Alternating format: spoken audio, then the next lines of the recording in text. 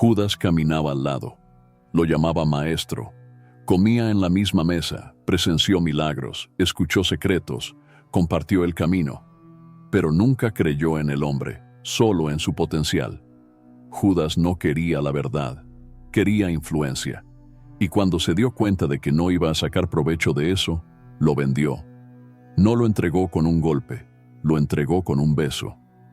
Porque la traición más profunda no llega con un ataque. Llega con cariño, con palabras dulces, con cuidado fingido. Judas representa a los que te elogian en público, pero negocian tu cabeza en privado. A los que te llaman hermano, pero te cambian por migajas. Y antes de que apuntes demasiado el dedo, antes de que juzgues a alguien por creerte correcto o quizás superior, acuérdate de que tú, en algún momento de tu vida, también fuiste Judas. Ya mentiste. Ya fingiste lealtad por conveniencia. Ya sonreíste mientras pensabas cómo sacar ventaja. Ya vendiste a gente que te amaba por algo que ni siquiera duró y que en el fondo sabes que no valió la pena. Judas es el mayor ejemplo de lo que es el ser humano. La traición nunca es un accidente. Es una decisión lenta, calculada, bien ensayada. Judas no necesitaba odiar a Jesús, solo necesitaba amarse más a sí mismo y a un puñado de monedas. Hay gente a tu alrededor que aún no te ha vendido, pero solo porque todavía no apareció el comprador adecuado. Judas no te odia, solo ama más lo que puede ganar vendiéndote.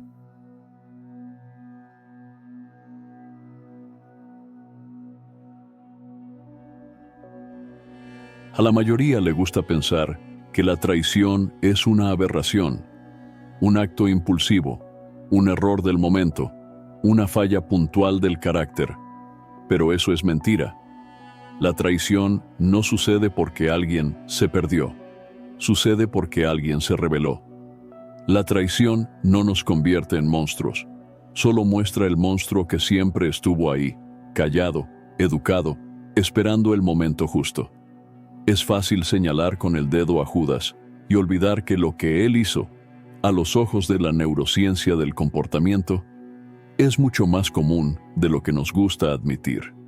El investigador Dan Ariely, en su libro La honesta verdad sobre la deshonestidad, demuestra que la mayoría de las personas no miente porque sea malvada, sino porque quiere sacar ventaja sin dejar de verse como buena persona. Es decir, la mente humana se volvió experta en justificar su propia mugre. Racionaliza, normaliza y hasta llama necesario a lo que, en el fondo, no es más que egoísmo. La traición, en ese sentido, no es un accidente del camino. Es un espejo sucio donde casi nadie quiere mirarse. Cada pequeña omisión, cada zona gris, cada gesto que finge lealtad mientras calcula beneficios ocultos. Todo eso es un ensayo silencioso de una traición que solo espera el momento adecuado para manifestarse. Y lo más perturbador, que el cerebro humano es experto en negar todo esto. Protege al ego, evita el enfrentamiento, esconde al Judas que llevamos dentro con una máscara de buenas intenciones.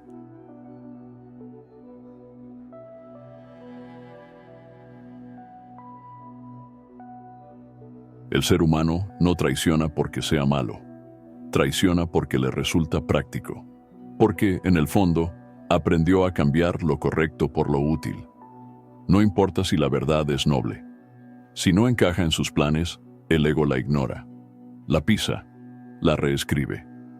Al ego no le interesa la verdad, solo respeta lo que le conviene.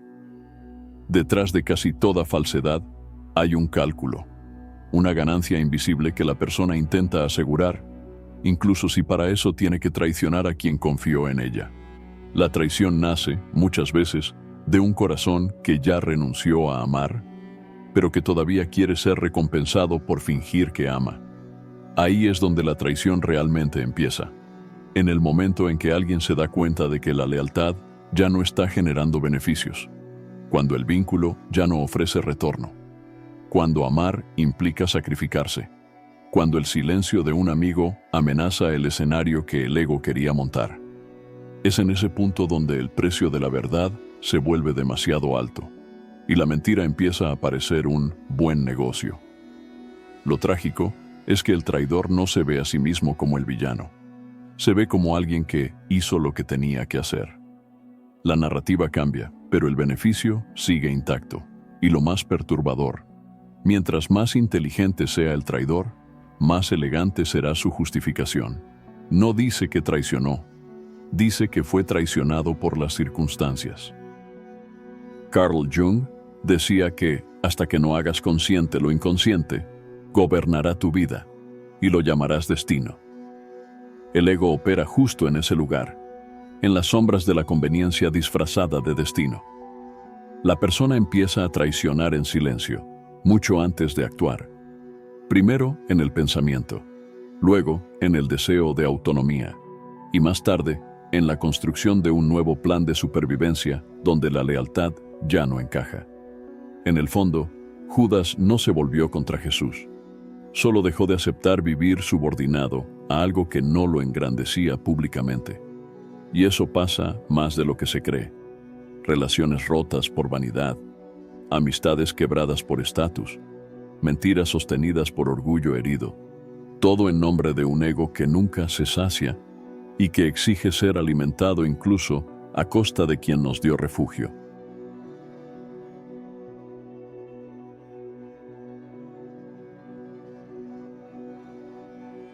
Judas besó a Jesús. Y con eso lo dijo todo. No gritó, no lo enfrentó, no discutió, lo besó. La traición más peligrosa es la que se disfraza de devoción. La que se arrodilla, dice amén, camina al lado. Pero solo mientras le conviene. Hay un tipo de ego que no quiere destruir la fe. Quiere usarla, quiere sentarse a la mesa, citar versículos, subirse al altar y seguir actuando como si todo fuera una obra en la que él es el protagonista. Ese es el ego espiritualizado, el que usa la apariencia de lo sagrado para esconder su hambre de control y reconocimiento. Ese tipo de espiritualidad es mucho más común de lo que se cree. Personas que fingen lealtad a ciertas ideas, pero que en los pasillos siempre están negociando sus valores. Gente que habla de Dios, pero solo mientras eso le sirva para ser escuchado, respetado, seguido. Judas no traicionó a Jesús por odio. Lo traicionó porque Jesús ya no encajaba en el personaje que él quería interpretar. Y eso pasa más seguido de lo que parece. Hay quienes abandonan personas, misiones o compromisos en cuanto desaparece el retorno emocional, financiero o social. La fe se convierte en escenario. El altar en un espejo, el nombre de Dios en trampolín. Nietzsche escribió que los mayores ídolos no están en los templos, sino en el corazón de quienes los crean. Y cuando el ego se arrodilla, no lo hace para rendirse, lo hace para manipular. Es posible asistir a una iglesia y seguir vacío. Es posible predicar el amor y seguir negociando lealtades por conveniencia. Es posible hablar en nombre de Dios y, en la práctica, estar hablando solo de uno mismo. Judas vive en cada persona que se acerca a la luz solo para brillar un poco, y luego vende esa misma luz al mejor postor. Porque cuando la espiritualidad se vuelve teatro, la traición se disfraza de adoración.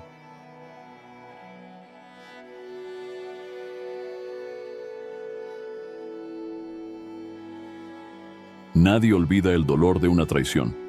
Deja una marca más profunda que un accidente, más hiriente que una ofensa directa. Porque la traición viene de alguien que alguna vez amaste, admiraste o en quien confiaste. Y eso es lo que la vuelve más cruel. No fue un enemigo, fue alguien que sabía dónde dolía y aún así apretó. El dolor de ser traicionado no solo se trata de lo que pasó, sino de lo que se reveló. De repente, te das cuenta de que estuviste solo todo el tiempo, que el otro solo estaba ahí porque aún había algo que ganar. Pero hay un dolor más silencioso y más cobarde, la vergüenza de haber traicionado a alguien que realmente te amaba. Ese es el dolor que nadie publica, que nadie admite, que nadie convierte en discurso.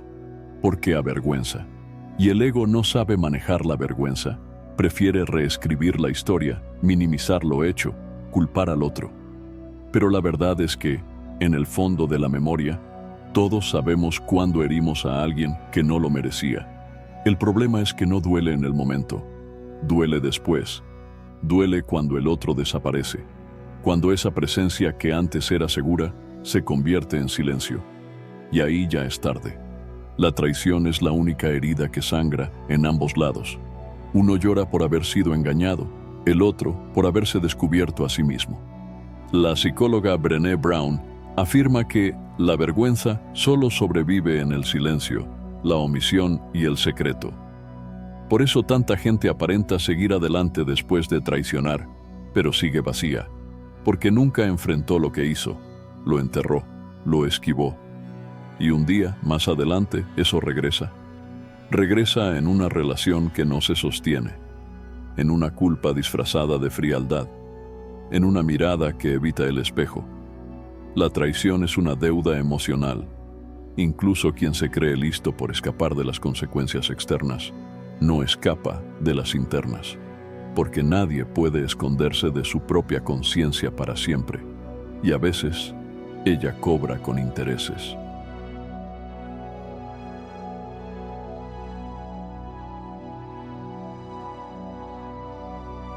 Judas no es un personaje del pasado, es una presencia, una posibilidad, un disfraz que el alma humana aprende a usar cuando quiere algo que no se atreve a pedir.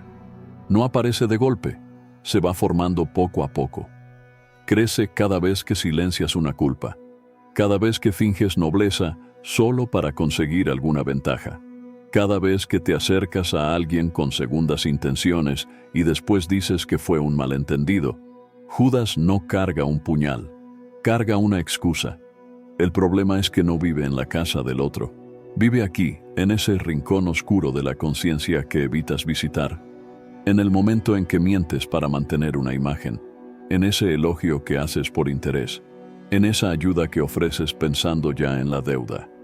Judas es el nombre que tu conciencia le da a esa parte de ti que todavía negocia integridad por aceptación.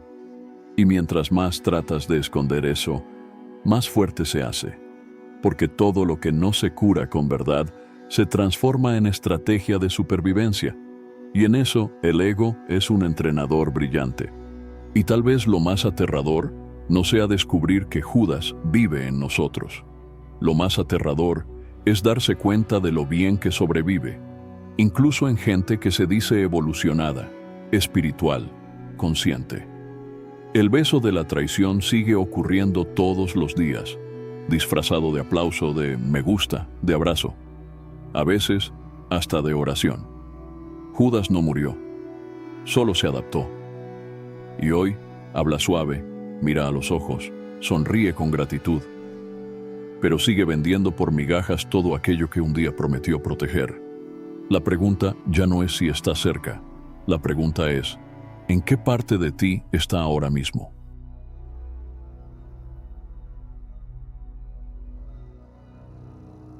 Judas no fue un error aislado, fue una revelación colectiva, un recordatorio de que el ser humano lleva dentro de sí el poder de amar y la capacidad de vender ese amor por casi nada.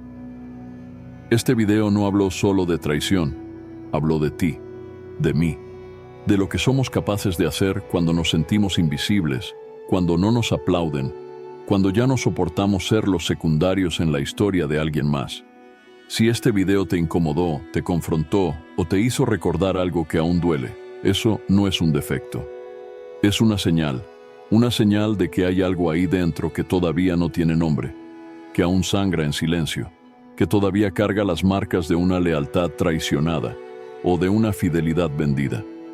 Lo que Judas representa no es el fracaso de la fe, es el fracaso del ego cuando se disfraza de devoción.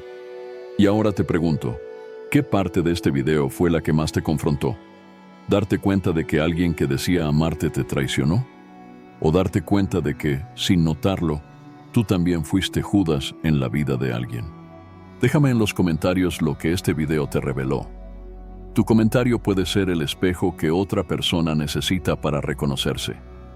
Y si este contenido te atravesó, te hizo recordar algo importante, o te ayudó a ver un rincón oscuro de tu alma que habías estado evitando, deja tu like. Esto no es solo por engagement, es para que este mensaje le llegue a alguien que hoy está viviendo esto, sin nombre, sin apoyo, sin claridad. Suscríbete al canal, activa la campanita y vuelve cada vez que olvides quién estás intentando ser. Porque este espacio no trata de consuelo, trata de verdad. Y la verdad a veces duele, pero siempre despierta.